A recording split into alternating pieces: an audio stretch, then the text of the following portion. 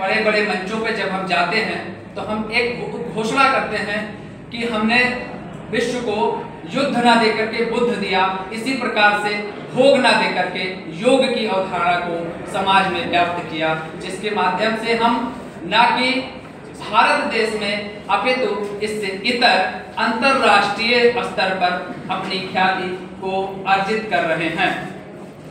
हम देखें कि वैज्ञानिक पुष्टि मैंने अपने आलेख में रखा है पत्रवार्ता में। तो विज्ञान क्या है? विज्ञान सत्य की घटनाओं पर आधारित होता है, अर्थात सत्य का अन्वेषण करना होता है, और विज्ञान में वस्तुनिष्ठता होती है। विज्ञान में सीक्वेंशियल अर्थात क्रमबद्धता भी होती है, और विज्ञान यूनिवर्सल होता है।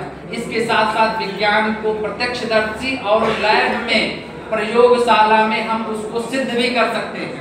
सेम इसी तरीके से हमारे जो वैदिक शीर्ष थे, अर्थात जो वैदिक ऋषि थे, उन्होंने भी अपनी मनीषा से योग को वैज्ञानिक रूप में पुष्टि प्रदान की, जिसके माध्यम से शारीरिक, फिजिकल, मेंटल और स्पिरिचुअल तीनों रूप से।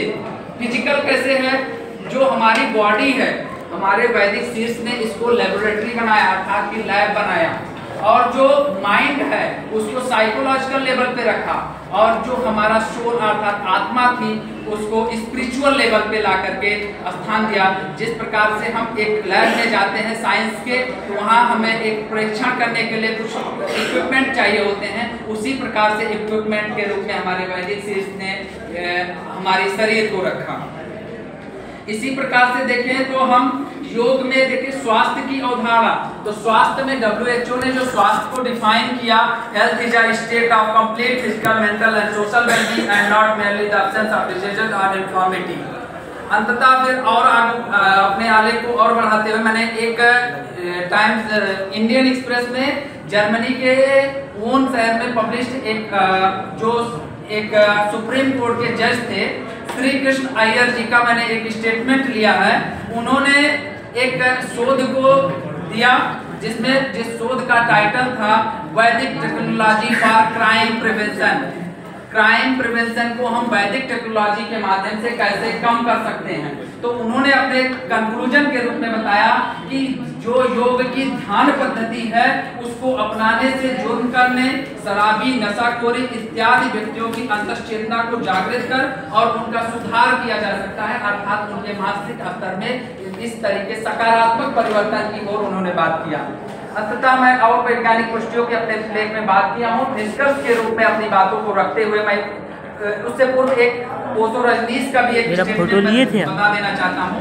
उन्होंने अपने लेख में कहा कि मनुष्यता के इतिहास में धर्म को पहली बार विज्ञान की अवस्था तक अगर किसी ने लाया है तो वो योग दर्शन में लाया है। ये मैं ओशो का स्टेटमेंट था, रेफरेंस मैंने अपने आलेख में कोट किया।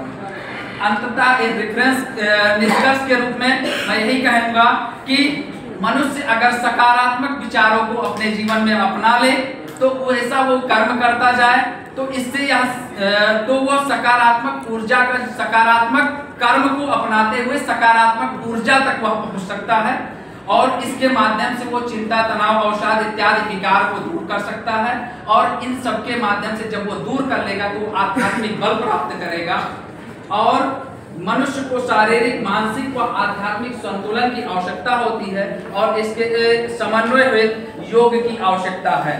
महर्षि पतंजलि ने अपने प्रयोग के बारे में, प्रयोग से प्राप्त निष्कर्ष के बारे में एक गणितज्ञ एवं तर्कशास्त्रज्ञ एवं मनोवैज्ञानिक की भांति सत्य को स्पष्ट करने का प्रयास किया है, और अंततः एक लाइन में अपनी बातों को स्पष्ट करते हुए भारतीय प्रज्ञा का परिचय कराने वाली इस योग की समृद्ध परंपरा में आध्यात्मिकता, आरोग्य एवं आयुष्यपूर्ण जीवन के सार देखे जा सकते हैं। धन्यवाद।